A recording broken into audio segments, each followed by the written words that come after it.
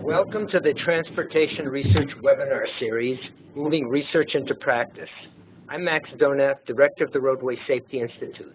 This webinar series, jointly hosted by the Roadway Safety Institute and the Midwest Transportation Center at Iowa State University, highlights innovative transportation research. Webinars will share the impacts of research conducted through both of these regional university transportation centers. You'll hear from both researchers leading the work and practitioners implementing results in the field. A recording of this webinar will be available on the Roadway Safety Institute and Midwest Transportation Center websites. Today, we will hear from Nicole Morris and Kathleen Haney on the topic, Computerized Crash Reports, Usability and Design Investigation.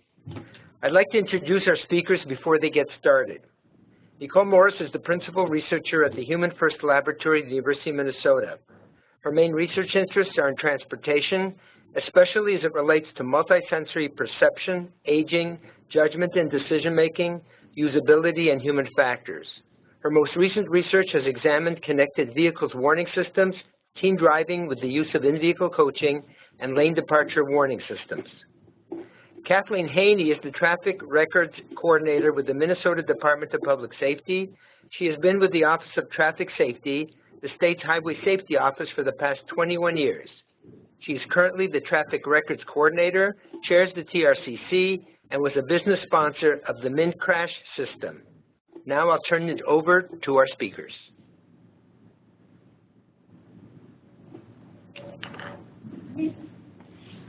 Well, hello. This is Nicole Morris,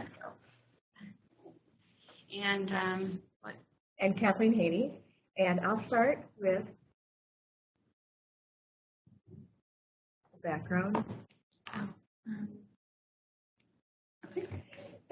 So Minnesota began collecting crash reports electronically back in 2003, and by 2014, 97% of crash reports that were filed electronically. But the database structure that we opened up that electronic entry system on was already 20 years old. It was very brittle and inflexible. We couldn't add any new variables. We couldn't change any variables. And the technology it was built on is getting harder and harder to maintain. As people retired, nobody knew how to work the old mainframe system, and we had to move forward.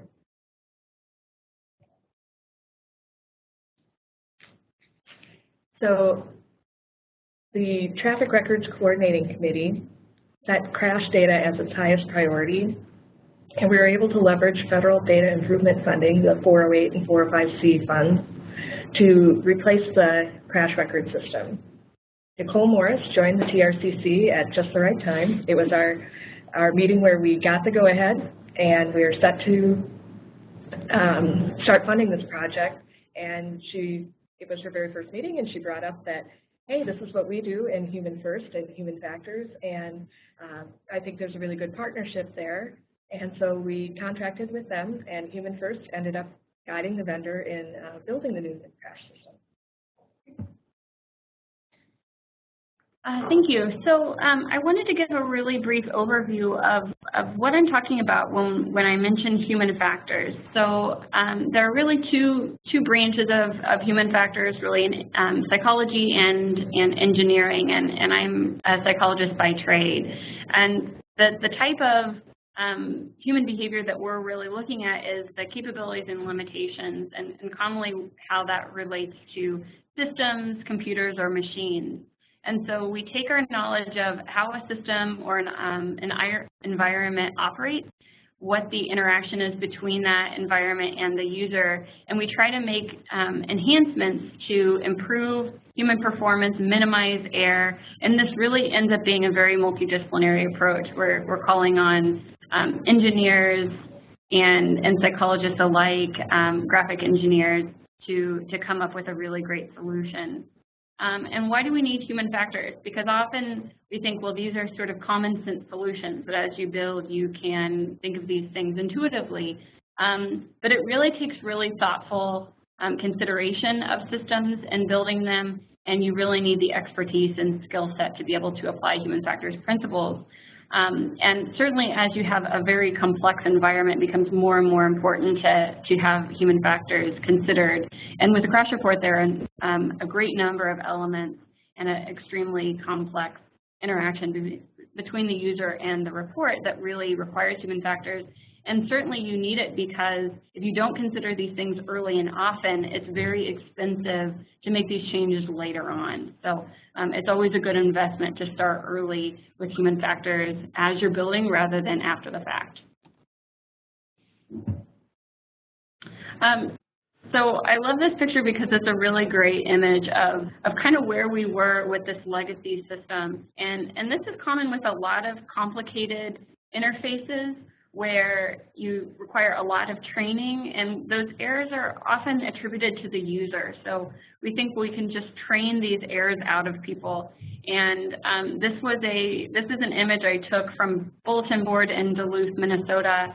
And the story behind this was that there was an officer up there that was working the night shift, and he was documenting a crash and very tired and really hit a block point with the report that couldn't get it to accept because he had made some number of errors. And at some point, just in his frustration, scrawled out this note on a blank report that said, "I apologize for being too stupid to print a state's report," which is a really sad story in some cases because we never want to blame the user. We really think that there are improvements to be made in the system, and the user could use it seamlessly. And so this was really a good jumping off point to know where the officers were in their frustration and how can we help them. So our objectives were really to create a new report interface that was very speedy and easy for the officer to use, but more than anything, we were really looking at what's the outcome of the data that was going to come from this new report, because there's a saying in data which is garbage in, garbage out. And so if you're not putting in good quality data on the input side, then any of the analyses that you do are garbage as well. And so we really wanted to make sure that the crash report was a really nice catalyst to help the officer communicate very accurately what happened at the scene of the crash. So any subsequent analyses that we do here in Minnesota is very true to what happened. So we were going to use these human factors principles to analyze the existing report or figure out some improvements and really capitalize on the experience and expertise of law enforcement, because they're the ones who are going to be using it and they have a lot of insight. They've had many years of sort of list of complaints of things that they would like to be changed, and so we could really expedite the process by listening to them and spending a lot of time to hear what would they like to see change. So there were a couple of phases, but the first phase was really our human factors analyses, and so these are the really kind of standard toolbox approaches that you would apply to a complex system like this. And I'm going to go through these in individual detail. But a lot of this was done in the lab initially, so really helping my research team get up to speed and become experts in the report, and then really bringing the user in and getting their insight into the process. So the first is a hierarchical task analysis, or HTA. And so this is really kind of creating a step-by-step recipe book of what's in the crash report and what are all the steps required for the user to interact with that report. And there's really no detail that's too small or no steps that's too small to document. So we really get down to the very nitty-gritty, and it accounts for all of those logic statements. So if you interact with it in this way, then this happens, or if you put in this, then you're going to skip all of these steps. And so it allows us to see what are all the steps required for the user, where can we make some improvements. So this is a graphical depiction of just really the very first steps of the report. And this was great because we could see there were quite a few steps here that we really called low-hanging fruit that we could get rid of pretty quickly, because if the officer already had logged in, then the system could know what the officer's name is, their rank, their agency type, their badge number, and if they're state patrol, what their station number was. And so these were a number of steps that the officers were having to complete each and every time they interacted with the legacy report that we knew we could easily eliminate. So one of the most fascinating outcomes of the HTA was that just how many steps were required and this is kind of a rough estimate because every crash is a little bit different, but for a basic single unit crash, there are around 75 steps that the officer needed to complete in total.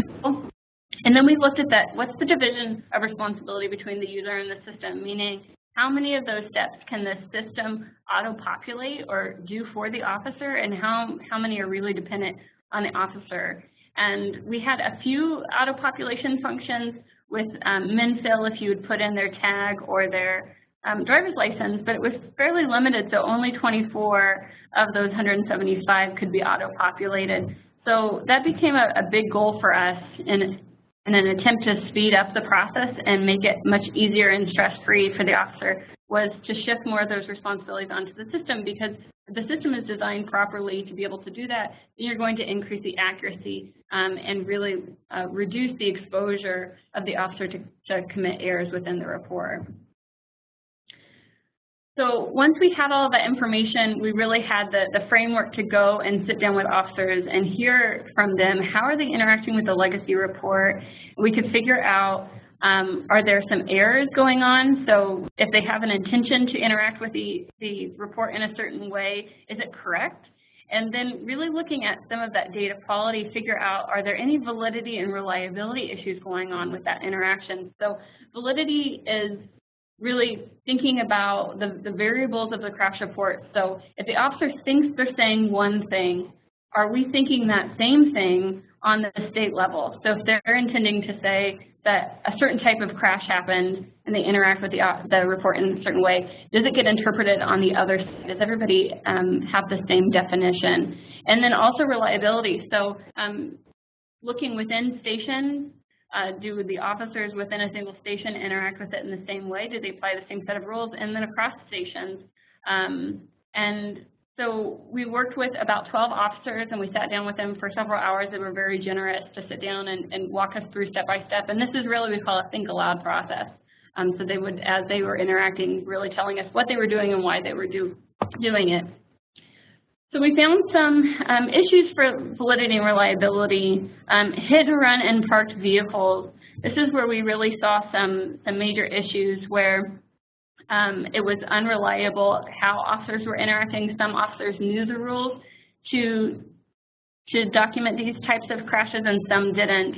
And there were a number of elements that they had to enter into the report for it to recognize that it was a hit and run, and there were unknown variables about certain persons or units, and sometimes they wouldn't know how to do that, and it would lead to them just entering mock data to get the report to accept.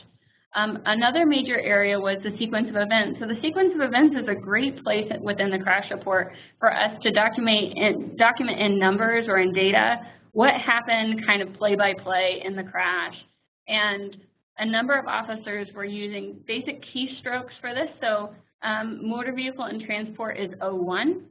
There were 4 places that they could document the sequences, and nearly all officers would document 01 for the first sequence, and they would skip over the second through 4th sequence.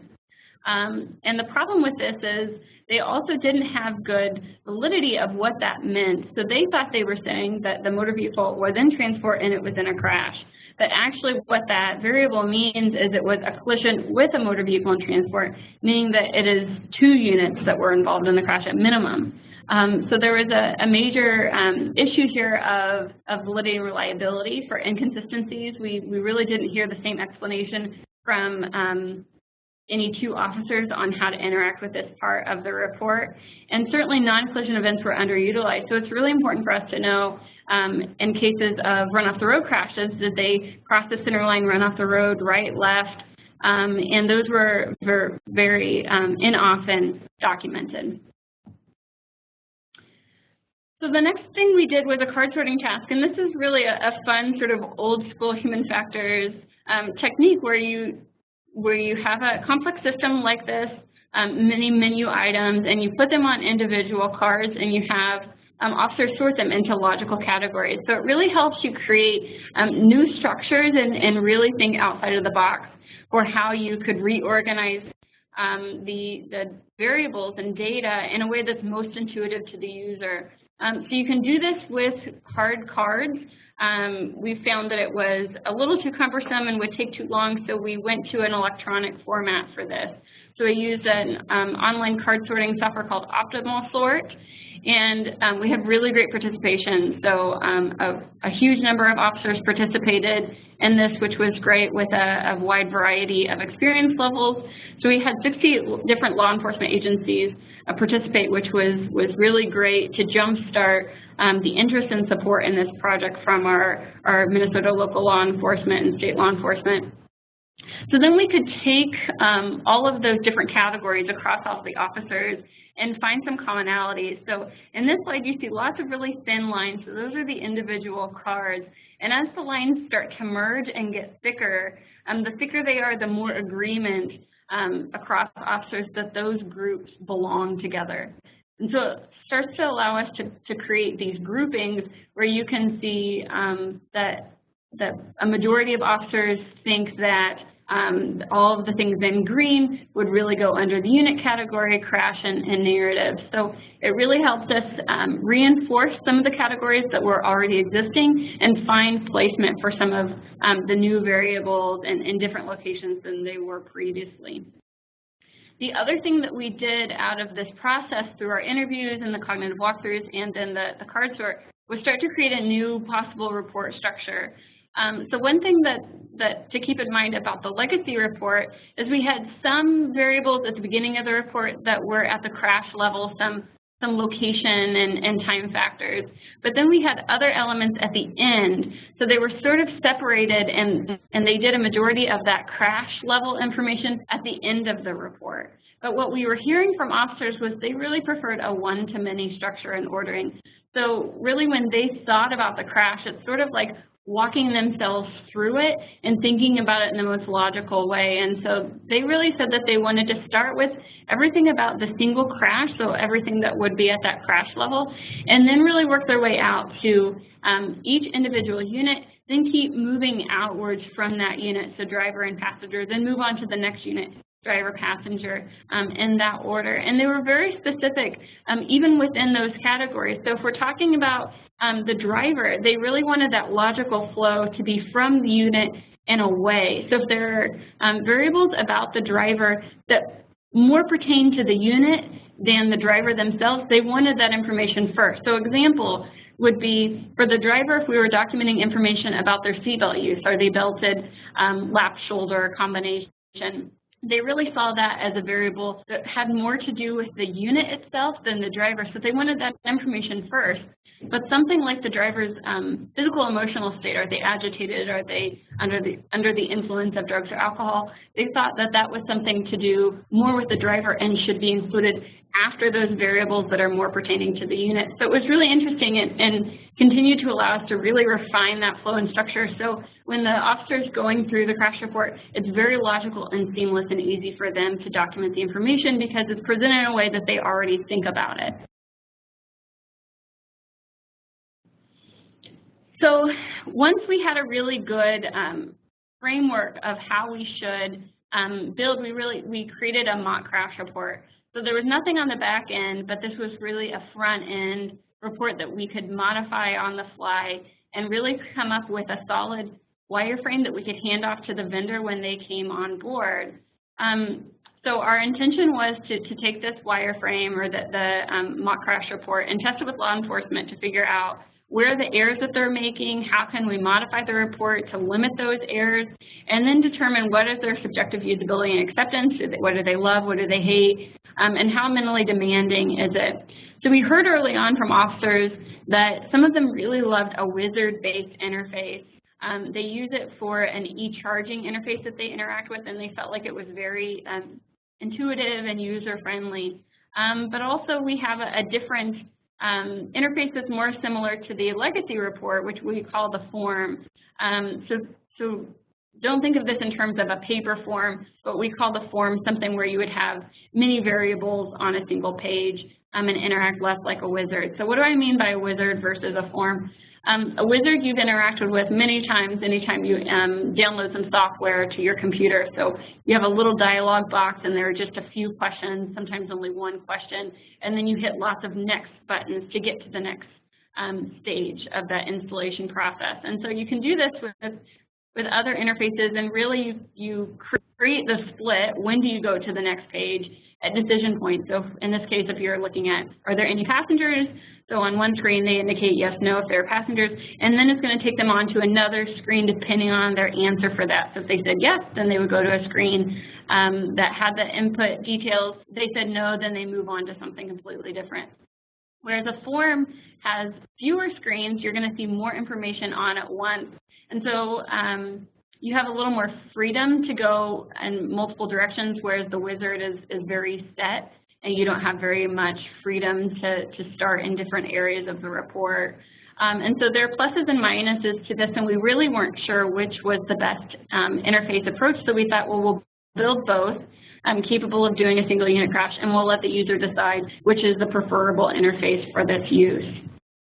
So just to give you a really brief breakdown, these are, I know, sort of small screens, but when we're thinking about, as we built initially for the prototype that was capable of doing a single unit crash, the wizard had many more screens than the form, so 37 individual screens that they would have to interact with, and on average 1.6 questions per screen. So very minimal information. You're not going to be overwhelmed with a lot of information at once, whereas the form on that single unit crash, fewer screens. You're going to click next less often, but you're going to interact with a lot more questions on that screen at once. And it was fairly stable, the number of questions, as we got the system to be more and more complex. So we built it so it could do a 2 units or commercial motor vehicle non-motorist, a fatal, or even a 3-unit crash. And you can see the progression of how many screens we had. In the case of a 3-unit crash, you can see many, many screens, 120 screens for the wizard. So a lot of clicking next for the officer, but really limiting the number of questions they see at once. So some of the things that we put into the report was a lot of decision aids. So we wanted to embed some information bubbles or hyperlinks within the report, and we really applied a rule, which was if we knew that it was an error or a bit of knowledge that was really widespread, the officers really seemed to struggle to know the information. We wanted it right there visible on the wizard, because you have lots of space available to you to put those rules, so they don't have to click on anything. It's always available. One of the things we were learning was when they got to the section about property damage, officers were frequently documenting government-owned vehicles that in that section. And so we really had to remind them that those are not considered property damage. You're going to document that government-owned vehicle in the normal unit section. We actually found later on that officers were putting privately owned vehicles in that section as well. So it's a really great opportunity to embed some of that information right into the report. If you see that these errors are happening commonly, you can address it right into the interface. We could also put in some diagrams right into the report. So if they needed a quick reference point of where things are within the traffic way, you could have that right there. They could click on the word traffic way and it pops right up, and they don't have to call back to the station or consult a manual. It's right there at their fingertips. So another thing was really thinking about how can we play with some graphics to aid some of the decision making. So there's 2 new questions that are added into the new MUP, which is initial point of contact and then all damaged areas. So we wanted to really ease that process, since they're going to feel like these 2 questions are a little bit redundant, even though they're asking 2 very different questions. But when the officer was thinking about where the crash occurred around the vehicle, they were likely thinking of it in this clock interface. So looking at a bird's eye view and where did it happen, where did the damage happen. But then the way that the report was existing, then they had to convert that into a drop-down list and think about it in a new way. So, okay, that's front left panel, and find that from the drop-down list. So instead we thought, well, let's just utilize that diagram from MUC and create buttons around. And so if it's on the front, they can easily click that front button and move on. The other really great thing about making this report very dynamic is you can change that initial image, because we knew upstream in the report that it was a commercial motor vehicle, let's say a tractor trailer. And so we can make this diagram populate one of 5 images so it can ease that process, because you can imagine the number 8 button on a truck with a tractor trailer is much different than the panel on a passenger vehicle or motorcycle. So it really eases that decision making when we populate this diagram with the proper image.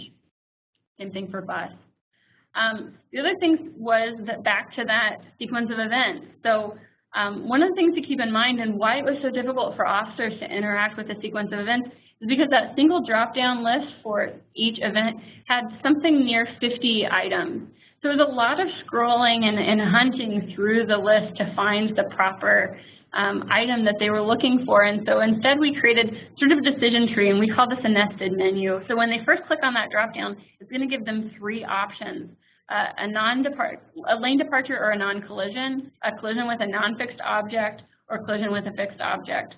So it helps them figure out which one of those things do I want to say first, and also highlights to them the importance of a lane departure or non-collision. By seeing that first, we were really encouraging them that that part of the crash is really important to document. So then they hover over that or click on it, and then it populates the new menu to the side. So each individual menu from those 3 is much shorter and it's easier to find.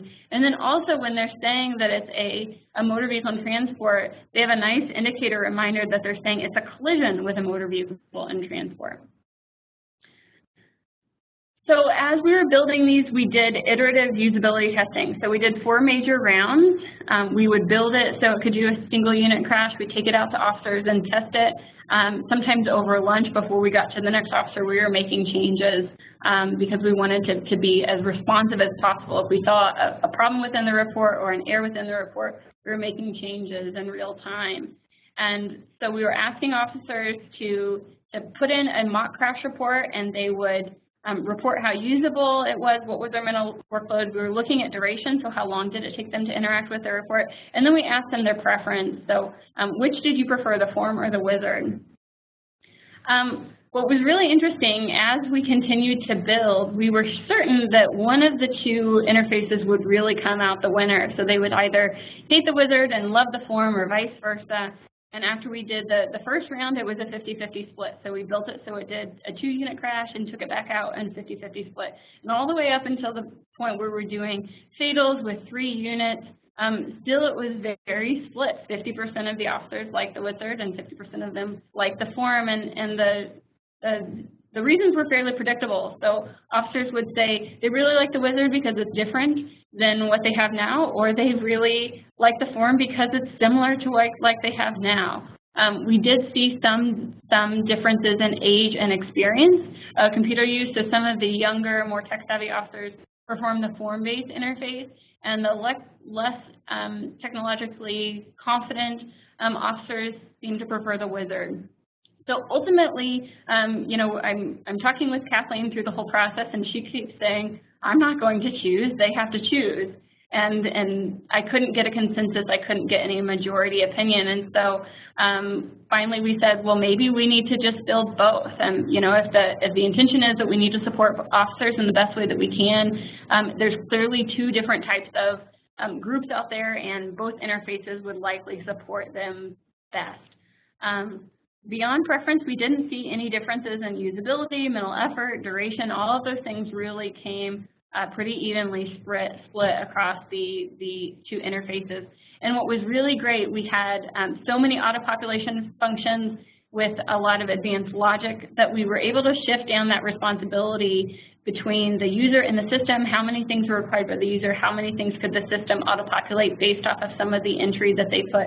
We got it nearly to a 1-to-1 ratio, which was really great to see that, and really pointed to an upcoming successful new crash report. I'm going to pass this next step off to Kathleen. So while Nicole's work was going on, we had to start writing the RFP for the system build itself. And so we built into the RFP that it required the vendor to include the results of the human factor analysis that was being done. And we thought that by coupling the work from HumanFIRST with an experienced software vendor, Minnesota was able to get the best of breed. We went with a vendor who has designed statewide crash record systems in several other states, and we are unaware of any other state that gives so many options to the officers, and our goal of the high quality data by easing the burden of collection was clearly met.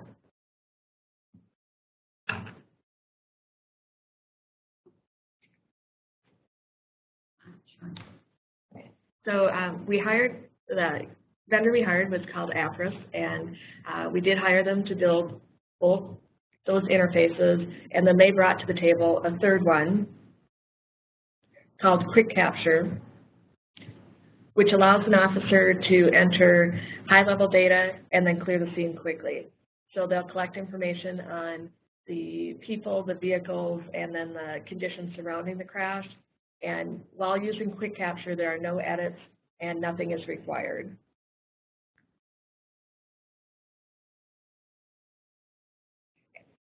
They also built the Wizard interface, which looks a little bit different than the prototype that the HumanFIRST had designed, but fits in with their overall structure. So there's a couple more questions per page than was originally thought that we would have, but it does also give the officer the option to use that. And then, of course, we built the form, and this looks very similar to what they had before, but we also allowed them, based on officer feedback, to skip around on the form for to not hold them up on a data element that will be required to submit the crash, but that they might not have the information now. They can skip over that field and come back to it. So what we also found was we were eliminating paper copies of the form, and so everyone has to submit electronically, but in outstate Minnesota, some of the internet connections are not always reliable.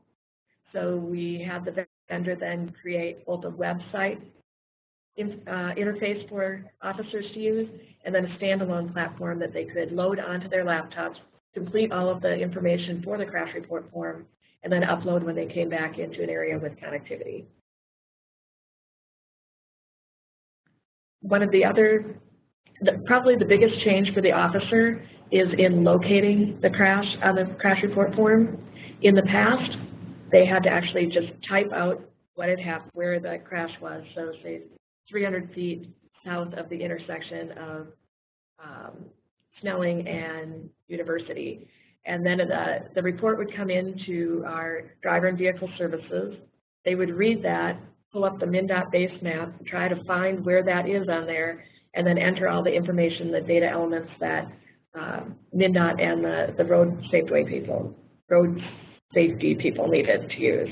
So now in the new tool, they click within the report on a button called Map It, and then that brings up a map centered on where their patrol district is or where they have set their profile up. So if I'm a local officer, it comes up in my city, in my county. Then I zoom down to where that crash happened, and I can either do that with line drawings of streets or use aerial photography, and then I just simply click on that map and it captures all the location information. So it will bring in street names, so we've standardized street names, roads that have a local name and a county state aid name, and several different classifications now all come to us with the same name. It automatically fills in the route system, and then behind the scenes it fills in the X and Y coordinates and all of the information that MnDOT uses when they are doing their traffic studies. Okay, so the final stretch for HumanFIRST was to collaborate with the vendor as they were building these interface designs to ensure that the human factors research that we had done the prior year was fully being implemented. So this really helped us get our hands into that new product and make sure that all the quality control steps were being taken. We did a lot of beta testing, so just hundreds and thousands of mock crashes were tested in the new reports to find any errors or unforeseen scenarios that would throw a wrench into the report so we could work out as many kinks as we could ahead of time. And then we help guide some of that user acceptance testing, so some of the experts within DPS and MnDOT that were interacting with the report from the eyes of an analyst. We helped create some of those mock crashes where we knew there were potentially weak points in the report to make sure that we were really stress testing all of these interfaces as much as we could before the thing went live. So once we had some interfaces that we really felt comfortable and proud to take out to the officers, we went back out to do 2 final rounds of usability testing with the report platforms. And so we tested that quick capture, the wizard, and the form. Again, we had really great participation from our law enforcement agencies across the state, and they gave us some really amazing insight into the final design modifications so we could work out any of those final kinks or some catastrophic errors that potentially we just couldn't see with our seasoned eyes, I would say. We really needed some fresh eyes because we've been looking at these reports for so long. But it was really encouraging because for the most part, they were so impressed and excited to see what we had done and had high hopes that this was going to be a good system for them to interact with in the future, because who doesn't love paperwork? And so we made paperwork a lot of fun, I think.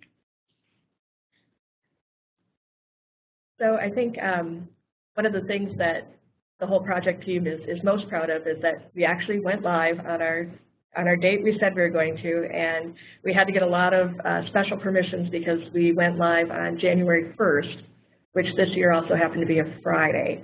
The state policy is that no new software will launch the last 2 weeks of the year. And not only that, we launched on a holiday weekend. And frighteningly enough, the BCA infrastructure went down for the first 30 minutes right after midnight. It had nothing to do with our software, but we all just sat, those of us who were monitoring the system at home, it was just, you know. Also happened to be bad weather the first week in January, but the system held up.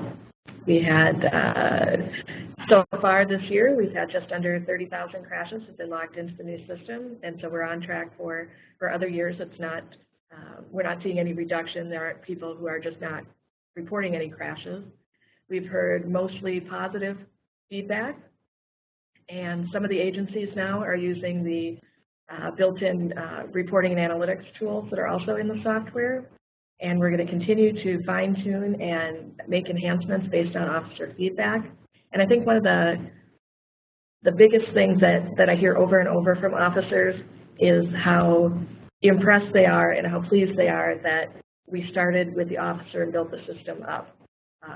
Software is rarely, legal software and law enforcement software is always sort of thinks of the officer as an afterthought, and for us to go out there first and say, how do you want to collect this data, has really made a huge impact on them. And so what's coming next, we are going to continue to incorporate feedback that we get from officers and tweak the manuals and the training. We are going to get data back to the agencies and train them on how to use the analytic tools that are built in.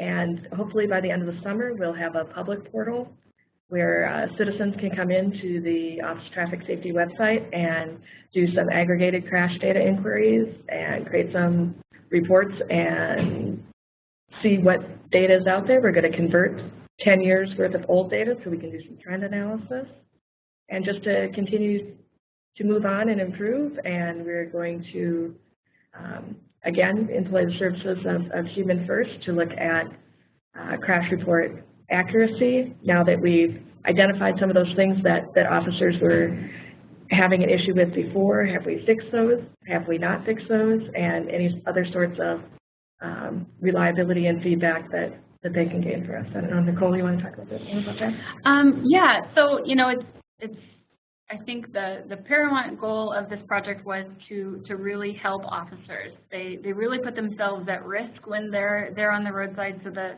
faster we can help them collect and document that data and clear the scene, the better. And so that's first. But after that, we really want to make sure that what we've done results in high quality data and actually an improvement in data quality and accuracy. So we really see a great opportunity to look through the data. We see that we expect far fewer missing elements, unknown or other elements. One of the things that we've done for some of those really critical elements is if the officer says other, then a pop-up box opens immediately and asks the officer what other are they referring to, where previously they were supposed to put that later on in the narrative, and commonly they would forget. And so it's really going to assist and aid the officer to give really high quality information. So we expect to see that in the data. And then the other thing that we plan to do is look through the narrative, because our officers spend so much time and put great detail into the narrative.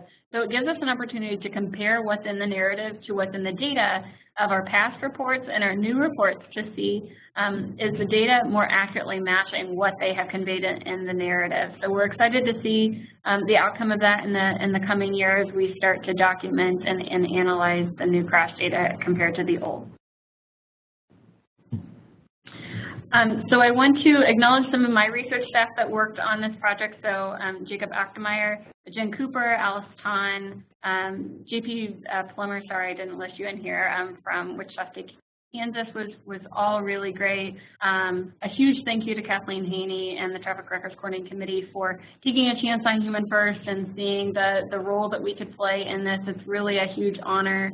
And not very often that a university researcher gets to see their research put into place so quickly, and so many people have their hands on it. And so it's such an honor to have it already out there and to hear some good feedback from officers that it's working and they're happy with it. Our Minnesota Crash Data Users Group for spending so much time with us, going through all of those muck variables and going through with a fine-tooth comb. But more than anything, a huge thank you to all the law enforcement officers across the state of Minnesota. So it's a long list, and I wish that I had the space to include every single officer. And also MnDOT as well. So Katie Fleming was hugely critical in this project, as well as Brad Astosian. And we really hope that this is going to result in better data for MnDOT and a long partnership between the agencies and HumanFIRST to continue to flesh out this in the future. Okay, so I think we're right on time. So I think I'll turn it over to Hannah. Do we have any questions? We do have some questions. I'm Hannah Gruen. I'm a program coordinator with the Roadway Safety Institute, and I will just be facilitating the Q&A session. So if you haven't done so already, please feel free to type your questions into the Q&A box at the bottom right-hand corner of the screen. So we have received a number of questions already. So Nicole, I'll just throw them over to you. Okay. First question is, will this improve the quality and accuracy of crash reporting from city and county officers? Will this be required for them to use? I'll start with that, and Minnesota has only one crash records database and only one form, and so every officer, every crash in the state of Minnesota will be entered through this system. And Nicole spoke a little bit about our upcoming project where we'll compare data from 2015 and prior to data from 2016 to try and answer those accuracy questions. Great. The next question I have is, a key item for engineers is the crash location and whether the crash is intersection related or not. How will this tool help to improve the reporting of intersection relationships? Okay. First of all, in the map it area of the map where they go to locate the crash, we first ask if this crash happened at an intersection. And in that case, we make sure that that click is at the intersection of those two streets, and then the officer chooses which he's going to list first as the primary street for that crash. And then also one of the data elements at the crash level is the MUC question about, is this crash intersection related? So that would include those crashes then that weren't actually at the intersection, but intersection related, and we do have pop-up help for that one. Great, thank you. Next question. We have found many instances where a deer hit was coded as a head-on crash. Will this be corrected? We hope so. I think that's the things that we'll be looking for in that analysis that Nicole does. Right. So there are a lot of catches, and so we built in many business rules into the crash report, and a big thanks to the vendor on that, because it was a long, arduous process to make sure that all of those were implemented. But in that angle of collision, that is dependent on them indicating that there are at least 2 units involved. So in a single unit crash where you only have 1 unit colliding with an animal, they wouldn't be able to interact with that angle of collision. So assuming that it's not multiple vehicles where you're also striking a deer, that might be a way that they could get around that. But in those single unit crashes with deer, it should be impossible for them to indicate that it was a head-on crash. Great. Next question. Will this system reduce the time between the crash date and when the crash is, quote, in the system? And if so, to what degree? Okay, currently Minnesota has an extremely short window on that anyway. In our data prior to 2016, our average crash, the average time from crash occurrence to being in the system is between 4 and 5 days. So what this will do is it will reduce that time for that crash to be located, because we've eliminated that manual process of someone else reading what the officer wrote and then finishing off all those roadway elements. Those will all be captured at the time of the crash. And initially we expect that time between the crash and the time that it's in the system to perhaps be a little larger as people get used to the system, and in the long run we'll be back or better than that 4 to 5 day average. Great, thanks Kathleen. Did you show us how the officer can create a crash diagram? And the drawn diagrams can tell us a lot about what happened in the crash, which the codes alone cannot tell us. Well, I can't demo that right now, but they do use Easy Street Draw. It is part of the package when they go into MinCrash to write a crash. And one of the things we did was to upgrade. The current system used Easy Street Draw version 2, and we've gone all the way up to version 6 Pro. And they're able to store common intersections and common crash locations as templates on the website, so that anyone within their agency can just pull that down and then populate it with information for the current crash. One of the big things that we've done is for traffic studies and things like that.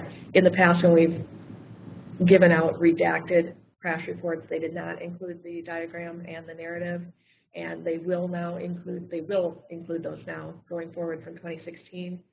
We've worked strongly with officers to leave personal names out of the narrative, so they will say vehicle 1 versus Joe Smith, and those redacted reports can be printed directly from MinCrash without any work on MnDOT's part. Great, thank you. Next question. Did all agencies in the state start using the system on January 1st, including state, local, and tribes? Yes. That was an easy one. Great. I got a couple more here still. Will there be any change or improvement in the reporting of and follow-up on of the reported crash severity, especially relative to the reporting of severe injuries? We did change the definitions for injury severity to correspond with MUC version 4, and that's the latest, whatever the latest version of MUC is. We do need to do some more training on that, and a long-term project for the TRCC is to implement the MUC variables that are linked to the injury surveillance variables. So in addition to the severity that the officer records at the scene, we will have a second variable where we've linked those data sets with the medical severity of the injury. but those tend to be a lot farther out, so that information is not available as quickly, and so we will continue to use the CAPCO definitions at the scene. Great, thank you. The last question I have is, how are all officers statewide being trained on this? And when will all of State Patrol be trained? County officers as well? State Patrol did their own training. They did a lot of videos, and they did in-service training. They're training their cadets at school now. We approached it as a train the trainer around the state. We held over 20 sessions and trained over 600 officers at those train the trainer sessions. And then they brought that information back. We have online within the system, under the documentation tab, we have all the manuals, and we also have videos for different sections. So if you want to know just how do I create a diagram, there's a video for that. Or how does narrative have spell check, there's an FAQ for that.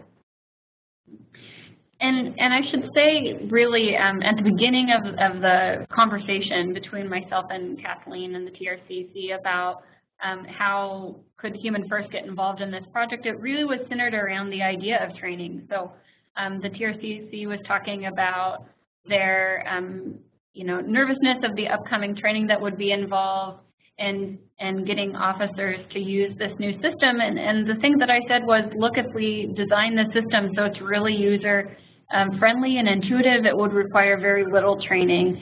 And so it remains to be seen, and we'll be looking at the crash data. But that was really the hope, is that when an officer gets into this report, it just speaks to them, and it really doesn't require a lot of training or further explanation because it was built by them, and it's built in a way that's very intuitive and presents itself in the exact same way that an officer would expect it to communicate. And so that's what we're really proud of with this project, is how little training we expect is going to be required for them to interact with it accurately.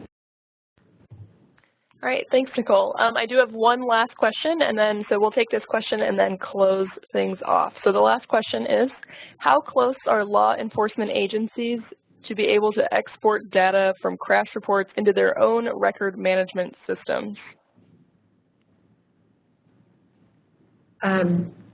We have many of those scripts built, and if they would contact our office, when you go into MinCrash, there's a link at the bottom that says contact us, and let us know that that you're interested in doing that. We'll work with you directly to make sure that you have the schema and can get your crash information back. All right. Thanks, Kathleen and Nicole. I'm going to turn it over to Max Donath right now to close out the webinar. Thank you all for joining us for the 4th webinar of the Transportation Webinar Series. Please keep an eye on the Roadway Safety Institute and the Midwest Transportation Center's website for news about upcoming events. Thanks again for joining us today. Have a good day.